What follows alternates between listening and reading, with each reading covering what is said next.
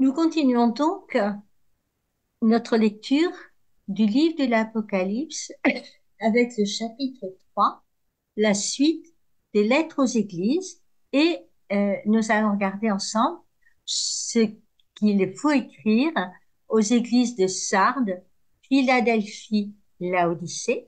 Nous essaierons de comprendre un petit peu les termes, qu'est-ce que c'est tout, et puis faire nos tableaux récapitulatifs et ouvrir sur une relecture, ce qui pourrait être une compréhension de ces lettres et qu'est-ce qu'on peut en trouver pour nos églises à nous. Là, déjà, la dernière fois, j'avais dit, et si c'était nous?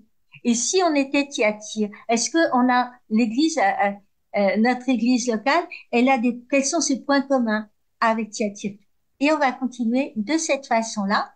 Alors, on va commencer par les situer sur la carte, ce qui me permet d'amener, voilà, Thyatire, Sardes, Philadelphie. Vous voyez ces églises-là, Jean est toujours à Patmos, et il a écrit à ces églises qui sont donc dans l'Asie. Regardons bien. Donc, on va donc terminer. Donc, qu'est-ce qu'on va apprendre sur le gouvernement de l'Église, sur les communautés locales? Commençons par l'Église de Sardes, chapitre 3 du livre de l'Apocalypse. À l'ange de l'Église qui est à Sardes, écrit: Ainsi parle celui qui a les 7 esprits de Dieu et les 7 étoiles. Je connais ta conduite. Je sais que ton nom est celui d'un vivant, mais tu es mort. Sois vigilant, raffermis ce qui te reste et qui allait mourir, car je n'ai pas trouvé que tes actes soient parfaits devant mon Dieu. Eh bien, rappelle-toi ce que tu as reçu et entendu, garde-le et convertis-toi. Si tu ne veilles pas, je viendrai comme un voleur, et tu ne pourras savoir à quelle heure je viendrai te surprendre. À Sardes pourtant, tu en as qui n'ont pas sali leurs vêtements. Habillés de blanc, ils marcheront avec moi, car ils en sont dignes. Ainsi le vainqueur portera des vêtements blancs. Jamais je n'effacerai son nom du livre de vie. Son nom, je le proclamerai devant mon Père et devant ses anges. Celui qui a des oreilles, qu'il entende ce que l'Esprit dit aux églises. Sardes, on l'appelle aussi Lydie. L'histoire de Sardes et les caractères marquants de la ville et de son activité fournissent pas beaucoup d'indices à ceux qui vont chercher dans cette lettre des allusions à la situation locale. Sardes, elle a une acropole fortifiée et elle joue un rôle important dans l'histoire de plusieurs siècles avant notre ère. Elle a été édifiée sur le contrefort septentrional du mont Polus et elle domine la vallée où passe la principale route est-ouest de l'Asie en ce temps. Mais depuis la conquête perse, la ville décline, ballottée au gré des guerres et des conquêtes. Alexandre le Grand la marque en rebâtissant le temple de Cybèle et y consacre un autel à Zeus. Finalement, Sardes va se retrouver en 133, incluse dans la province romaine d'Asie. Mais le sort s'acharne sur la ville qui semble s'être trouvée à l'épicentre du terrible tremblement de terre nocturne qui, en l'an 17 de notre ère, a ravagé une douzaine de localités alentour. Donc, Tibère va lui promettre 10 millions de sesterces et lui remet pour 5 ans impôts et taxes pour faciliter la reconstruction. La ville nouvelle comprendra un temple de Tibère, ce qui lui vaudra la qualification de césaréenne, et le relèvement est assez complet, car en quelques années, donc tremblement de terre en l'an 17 et en l'an 23, Sardes peut faire valoir sa candidature quand il s'agit de choisir une nouvelle métropole de culte impérial. Smyrne ne l'emportera sur elle que d'une courte tête. Au IIIe siècle, la communauté juive de Sardes est assez grande pour bâtir une synagogue dont l'état final pourrait accueillir 1 millier de personnes. On y a trouvé plusieurs inscriptions montrant que des juifs ont exercé des fonctions publiques dans la ville. Par contre, la ville a été prise plusieurs fois par surprise et l'annonce que le Christ menace de venir comme un voleur, c'est rudement bien l'image pour les habitants. C'était aussi un centre de fabrication de draps et de laine, et le symbolisme du vêtement devait directement lui parler. La mission d'un symbole, c'est de dire Dieu, de dire quelque chose à partir de quelque chose de très concret, de quelque chose qu'on connaît. Alors, qui est celui qui a cet esprit? C'est celui qui a pouvoir sur eux, celui qui a la plénitude de l'Esprit Saint, puisque 7, c'est la plénitude. Et on le trouve en Isaïe 11:2. C'est celui euh, qui a pouvoir sur les 7 étoiles, sur les évêques. En un mot, Jésus-Christ connaît les heures. Les 7 étoiles, on va les retrouver au livre d'Isaïe, et on les a déjà vues au verset 4 du premier chapitre. Tu as le renom de vivre, mais tu es mort. L'image de la vie et de la mort spirituelle, c'est classique dans le christianisme primitif. On la trouve au verset 25 du chapitre 5 de l'évangile de Jean, au verset 13 du chapitre 6 de la lettre aux Romains. Et donc, celle de l'apparence opposée à la réalité, elle est aussi très classique, on le trouve en 2 Timothée 3:5, et la combinaison des deux va se trouver en Jacques 2:17. Ainsi donc la foi, si elle n'est pas mise en œuvre, est bel et bien morte. Tu as le renom de vivre, mais tu es mort. Et on a ici la problématique, la première lettre de Jean. On peut former une communauté chrétienne, avoir un culte très organisé, une certaine vitalité de présence, et ne pas l'être en profondeur, en vérité. Le reste, c'est du peu de vie qui reste encore à la communauté, ou bien des quelques membres qui sont demeurés fidèles, ceux qui ont échappé au naufrage de la communauté. La situation de l'église de Sardes est semblable à celle évoquée en 1 Samuel 3, 1-3, celui qui assurait le service du Seigneur en présence du jeune prêtre, du prêtre Élie. La parole du Seigneur était rare en ces jours-là. Élie, un jour où Élie était couché à sa place habituelle, il ne pouvait rien voir, sa vue avait baissé, la lampe de Dieu n'était pas encore éteinte, Samuel était couché dans le temple du Seigneur où se trouvait l'arche de Dieu.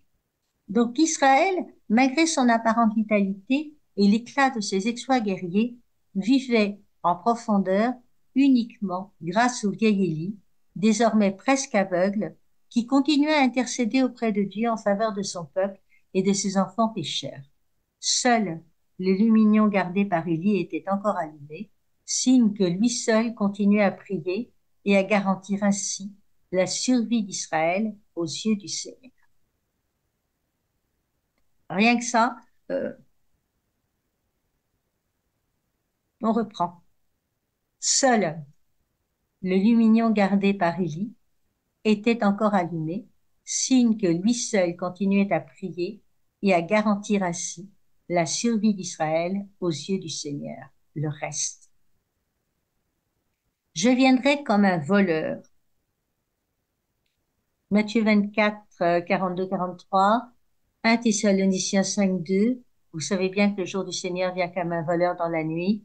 Et puis on verra un peu plus tard au chapitre 16 du livre de l'Apocalypse. Il n'est pas dit qu'une vie chrétienne soit toujours un crescendo constant. Bien au contraire. Après la ferveur initiale, on constate un fléchissement, un appauvrissement, une réduction, voire une chute de sa propre vie de foi. Tu en as, il y a des personnes comptées, connues par le Seigneur. En Jean 10:3, le portier lui ouvre, les brebis écoutent sa voix. Ils sont vêtus de blanc. L'image du vêtement blanc est traditionnellement utilisée pour signifier la réalité profonde de l'homme. Souiller son vêtement, c'est se rendre indigne. Recevoir un vêtement blanc, c'est être purifié et participer à la vie du Christ ressuscité. Rappelons-nous dans le psaume 50, verset 9, Purifie-moi avec l'hysope et je serai pur, lave-moi et je serai blanc, plus que la neige. Le livre du registre céleste, au verset 5, où sont enregistrés le nom des élus, on trouve abondamment dans les livres de l'Apocalypse, et l'image se retrouve régulièrement dans la Bible.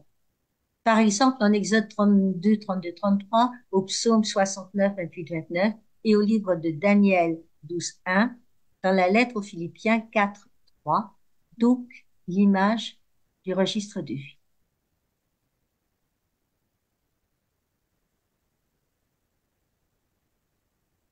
Alors, qu'est-ce qu'on a appris de cette église de Sardes? Celui qui parle, il a les 7 esprits de Dieu et les 7 étoiles, mais la qualité, la vie de la communauté de Sardes est renommée. Par contre, ses œuvres sont pas parfaites. Et Dieu, il prévient que s'il garde pas le message, ben, il va venir comme un voleur, il sait ce que c'est qu'un voleur. Donc, gardez le message, et la promesse, c'est les vêtements blancs. Mais ne pas effacer son nom du livre de vie, et répondre devant son Père et devant les anges. Voilà ce qui se passait pour l'église de Sardes.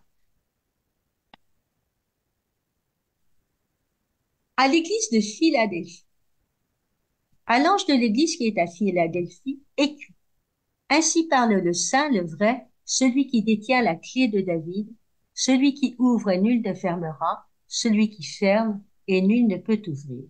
Je connais ta conduite. Voici que j'ai mis devant toi une porte ouverte que nul ne peut fermer, car sans avoir beaucoup de puissance, tu as gardé ma parole et tu n'as pas renié mon nom. Voici que je vais te donner des gens de la synagogue de Satan qui se disent juifs et ne le sont pas, ils mentent. Voici ce que je leur ferai. Ils viendront, ils se prosterneront à tes pieds, alors ils connaîtront que moi, je t'ai aimé. Puisque tu as gardé mon appel à persévérer, moi aussi, je te garderai de l'heure de l'épreuve qui va venir sur le monde entier pour éprouver les habitants de la terre. Je viens sans tarder.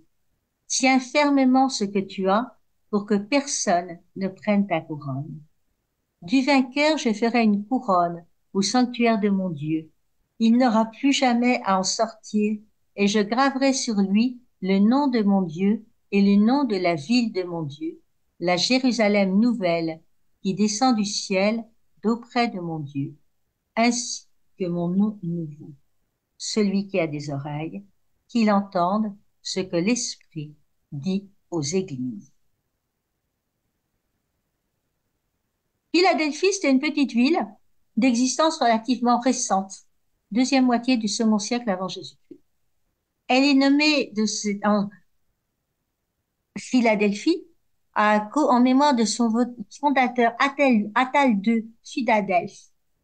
Et suite à la faveur impériale manifestée par Tibère, d'abord en l'an 17, puisqu'il a aidé à la reconstruction de la ville touchée par le tremblement de terre, tout près Philadelphie et Sardes, puis par Caligula. Elle a porté un moment le nom de Néo-Césarée. Elle a reçu pour un temps le nom de Flavia en l'honneur de Vespasien Vespasien. Seule son importance très relative explique qu'une cité aussi soucieuse de vénérer les empereurs ait dû attendre le IIIe siècle pour recevoir la dignité du néocorat, c'est-à-dire qu'elle avait la dignité de la prêtrise que l'on confiait à des hommes libres et intacts. Et en pleine région volcanique, Philadelphie était justement réputée tant pour la fréquence de ces dangereux tremblements de terre que pour la fertilité de la campagne environnante. Tous les géologues vous l'expliqueront. Le martyre de Polycarpe nous apprendra que 11 chrétiens de Philadelphie ont subi le martyre avec lui à Smyrne. La clé de David. L'expression se rattache au passage d'Isaïe 22-22, où il est question de la transmission des pouvoirs à un ministre de confiance. Ici, l'expression doit être comprise dans un sens messianique. Elle signifie que le Christ a reçu les pleins pouvoirs et que son jugement est sans appel. Jésus-Christ a reçu la clé du ciel. On se garde pour la bonne bouche, je verrai un peu plus loin. Il facilite, verset 8, le ministère de ses pasteurs fidèles, malgré leur faible énergie et leur petite vertu. Et la synagogue de Satan l'a déjà rencontré en Apocalypse 2.9. Il s'agit de la communauté de Smyrne qui est aux prises avec le même problème, le judaïsme qui s'intègre à la société contemporaine et qui pactise avec Satan. Et ce sont les chrétiens qui forment le véritable Israël dans leur intransigeante fidélité au seul Dieu. Les habitants de la terre. Il semble que l'expression désigne particulièrement les hommes qui se sont installés sur terre, par contraste avec les chrétiens, qui sont déjà fondamentalement des citoyens du ciel. Philippiens 3:20. Et ils vont être préservés de l'erreur du mal à l'heure de la tentation, surtout à l'heure de la grande tentation, celle de l'Antéchrist.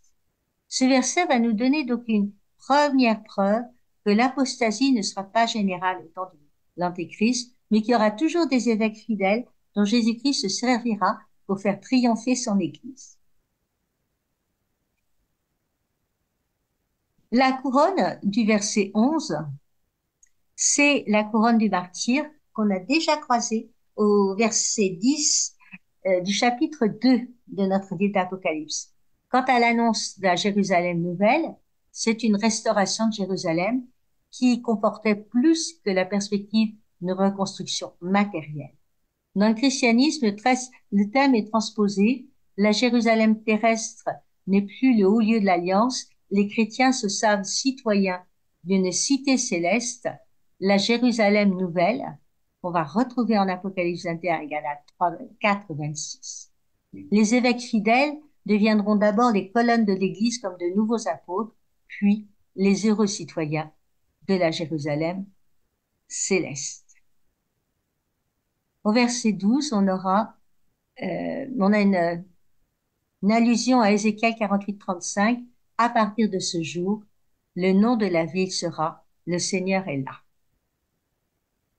Verset de conclusion, verset 13, nous rappelle que la prophétie embrasse au-delà des contemporains de Jean et de l'Asie mineure tous les temps et le monde entier. Celui qui a des oreilles, qu'il entende ce que l'Esprit dit aux églises. Alors donc, qu'est-ce qu'on a eu dans cette église de Philadelphie? Celui qui parle tient la clé de David, il ouvre et nul ne fermera. C'est une qualité, une communauté qui garde la parole, qui renie pas le nom du Christ. Et Dieu va faire venir les gens de la synagogue de Satan pour qu'ils se prosternent devant eux. Donc tu vas voir, tes ennemis sont sous tes pieds. Une exhortation à tenir ferme et une promesse, une colonne dans le temple de mon Dieu. Il n'en sortira jamais plus. Il nous reste une église, celle de Laodicée.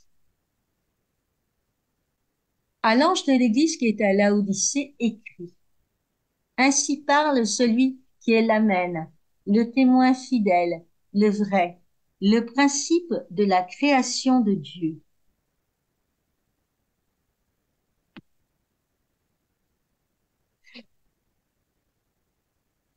Je connais tes actions. Je sais que tu n'es ni froid ni brûlant. Mieux vaudrait que tu sois froid ou brûlant. Aussi, puisque tu es tiède, ni brûlant ni froid, je vais te vomir de ma bouche.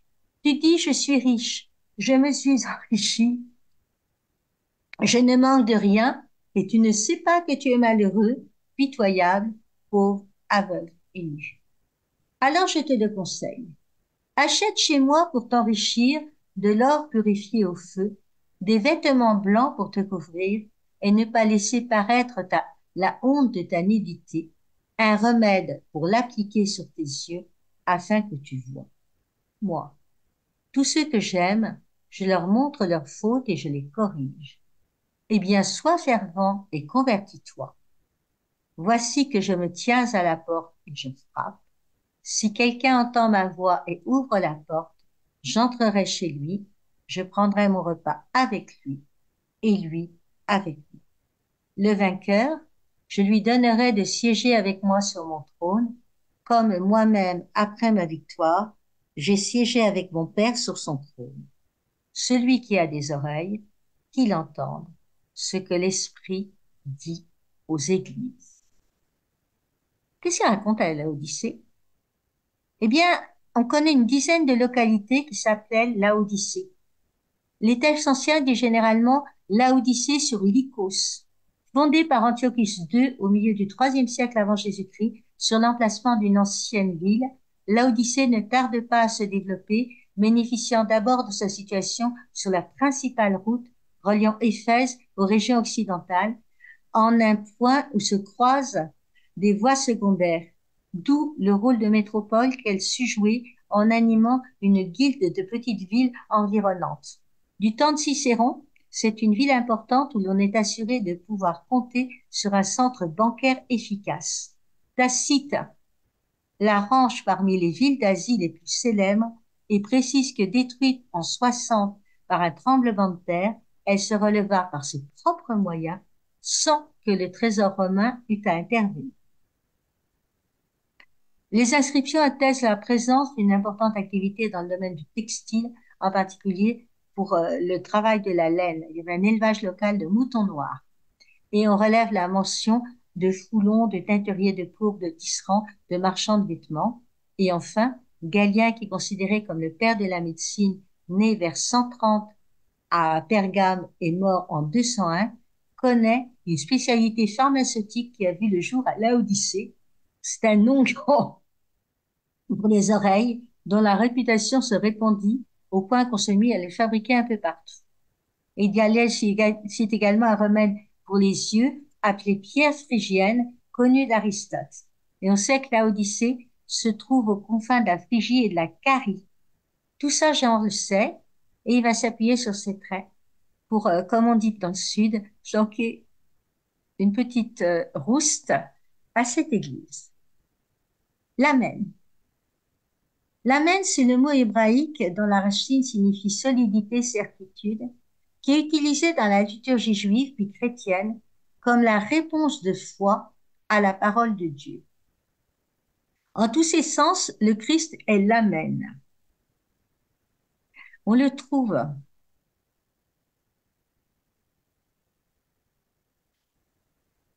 en Apocalypse 5, 19, 11 et dans le paragraphe 1065 du catéchisme de l'Église catholique. Jésus-Christ lui-même est l'Amen. Il est l'Amen définitif de l'amour du Père pour nous. Il assume et achève notre Amen au Père. Toutes les promesses de Dieu ont en effet leur oui en lui. Aussi bien est-ce par lui que nous disons notre Amen à la gloire de Dieu. 2 Corinthiens 1, 20. Par lui, avec lui et en lui, à toi, Dieu le Père Tout-Puissant, dans l'unité du Saint-Esprit, tout honneur et toute gloire pour les siècles des siècles. Amen. Le principe de la condition de Dieu, c'est l'identification avec la sagesse et la parole primordiale de Dieu. Jean 1,3, au prologue de l'évangile de Jean, c'est par lui que tout est venu à l'existence et rien de ce qui s'est fait ne s'est fait sans lui. Colossiens 1, 15, 18. Il est l'image du Dieu invisible, le premier-né avant toute créature. Hébreu 1, 2. Mais à la fin, en ces jours où nous sommes, il nous a parlé par son Fils, qu'il a établi héritier de toutes choses et par qui il a créé le monde. Dans le Christ, l'Apocalypse, le principe de la condition de Dieu, c'est un titre christologique. Certains auteurs même voient une réflexion du premier verset de la Bible, Genèse 1, au commencement. L'évêque est tiède. Il compose avec le monde idolâtre. Pour notre auteur épris d'absolu, mieux valent les situations claires. Et celui qui est tiède se fait très facilement illusion sur son état. Il se croit riche et opulent. En réalité, il est misérable, aveugle et nu. Et à cette dangereuse illusion, il doit opposer la charité, le zèle éprouvé par les feux de la tentation et de l'épreuve. Ce sera pour son âme le moyen de vêtir du vêtement blanc de la grâce et d'acquérir l'intelligence des choses de Dieu. Voici que je me tiens à la porte et je frappe. Alors, quand vous rentrez chez un ami bibliste, au lieu de faire toc toc toc, vous dites Apocalypse 3, 20. Voici que je me tiens à la porte et je.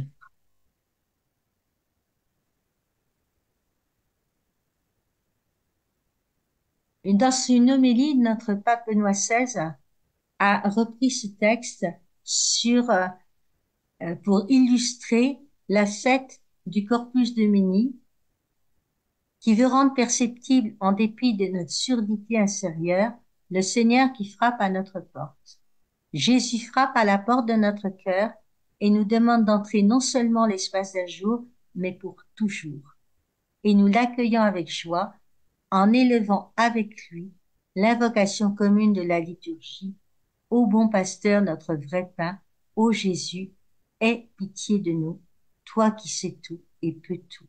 Toi qui sur terre nous nourris, conduis-nous au banquet du ciel. Donc, qu'est-ce qu'on a un petit peu appris sur cette église de Laodicée? Celui qui parle, c'est l'Amen, le témoin fidèle et véritable, le principe de la création de Dieu. Elle dit qu'elle est riche et elle dit merci. Par contre, elle est ni froide ni bouillant. Et Dieu, ben, ce qu'il aime, il les reprend, il les corrige et il les exhorte à être fervents, à se repentir. Et voilà que le vainqueur siégera sur le trône, comme moi-même après ma victoire. J'ai siégé avec mon Père sur son trône. Nous voici au terme de ces exhortations, de ces lettres aux 7 églises. Je vous laisse déguster un petit peu ce qu'il en est de ces églises avec ce tableau. Et pour les pères de l'Église, les allusions à l'Ancien Testament se feraient en invoquant chronologiquement les grandes étapes de notre histoire avec Jésus. Éphèse fera allusion à Adam, arbre de vie en paradis, Smyrne à l'esclavage en Égypte, 10 jours d'épreuve et la pauvreté, Pergame au séjour au désert, Tyr à cause de la manne et de Balaam, Thyatire à l'époque des rois d'Israël à cause de Jézabel, Sardes au reste du temps d'exil, Philadelphie au retour à la construction du temple. Et toutes ces églises récapitulent l'histoire et le temps du judaïsme au sens strict. Laodicée, enfin, concernerait les Juifs invités à prendre position par rapport à la messianité de Jésus. Donc notre lecture des lettres aux églises est achevée.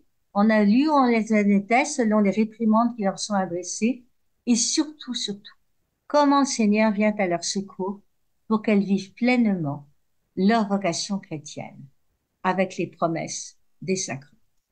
Voilà ce que je voulais vous présenter des églises en insistant bien sur ces promesses de Dieu et sur ces exhortations.